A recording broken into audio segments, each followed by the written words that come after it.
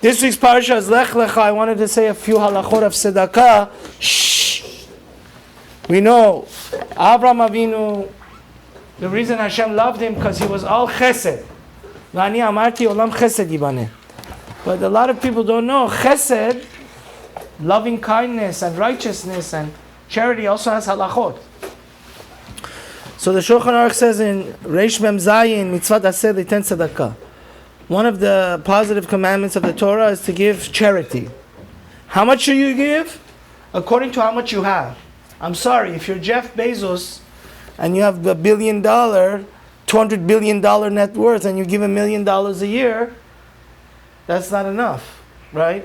It's according to your net worth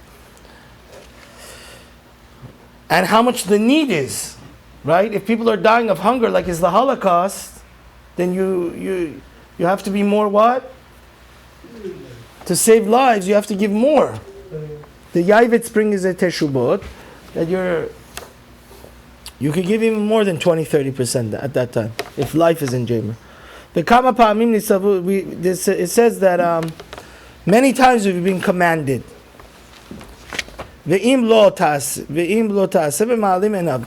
So when you don't give, and let's say somebody's dying of hunger, somebody's really needy, and you close your hands, it's like you did a mitzvah lo ta'aseh, because it says in the Torah, lo ta'amot tzed levavecha, right?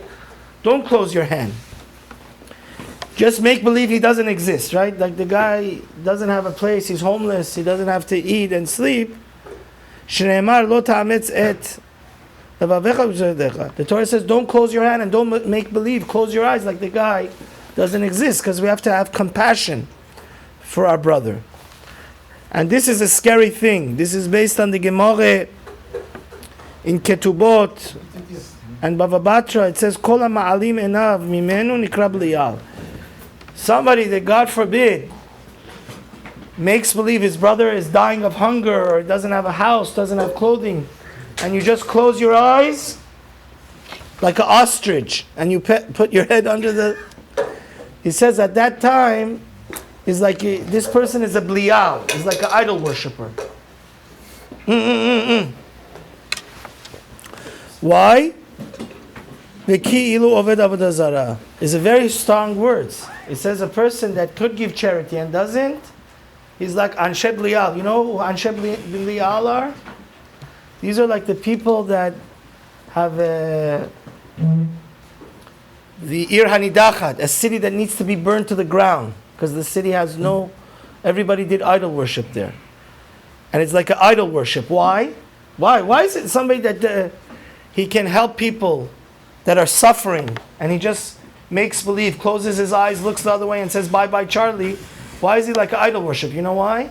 Because if you believe that Hashem had give you all this wealth, then you would have shared it. The reason why you're not sharing is because you don't believe Hashem gave it to you. You think you made it. So ultimately, actions speak greater than words. You could say I believe in God, but when you let everybody around you suffer and die, it shows that you don't really believe that God is giving you the thing. And it says like this story of Nachum Ishkamzu, you know?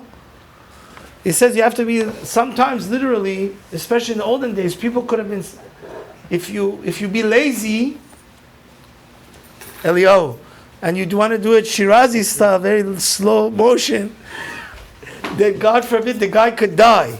Because there's a story in Nachum Ishkamzu, it says there was a guy dying of hunger, the rabbi was on his horse, and he said, oh wait till I get off my horse and I unload it.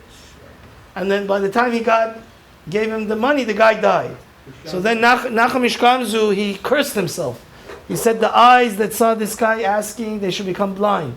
The hand that saw him suffering and didn't give it quickly. So it says you have to know. No, so HaKadosh Baruch Hu medakdek im hasaddiqim kechut hasa'ara. So he says, the Shulchan brings it. K'uvda de Nachum Ishkamzu. La'olam ben en adam ma'ani min hasedaqah. You should know. When in our community it comes to weddings, people make $500,000, $300,000 wedding. From that, they're not worried that they're going to get poor. But he says, don't worry. It's a guarantee. If you give tzedakah, you're never going to get poor. So if you give a little bit more than 10%, or we'll learn later that the ultimate is you should give 20%. And there's a big miracle that happened in Los Angeles. Somebody lost a whole container of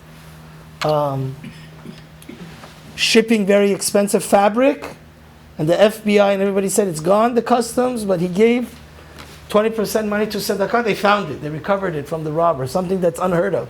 Because in America, they kill so many people, they don't even care. So it says, you should know, never be worried if you give tzedakah, because it's never going to cause any harm and any deficiency or anything bad. Or any, God forbid, you're never going to become poor. So you should know that always tzedakah brings what? Shalom. Like we learn in Pirkei Avot, Marbe tzedakah, Marbe shalom. So the Talmud of the Arizal, over there, the Midrash Shmuel explains, the Gemara in Bava Metzia says all the fights between husband and wife is because of what? Why is it midah neged midah? That if you give a lot of charity, you get peace. Why? What's the midah keneged midah? Measure for measure. Because the Gemara in Bava Metzia says all of the fights, most of the fights between husband and wife is over money. No money, no honey. So it says, Leolam en meriva matsuya betoch ishto. So it says always the fights are over money. So it says, now that you gave the guy money, now he has shalom bayit. So Hashem also midah keneged midah, measure for measure, blesses you with what? Shalom. Shalom. Rabbi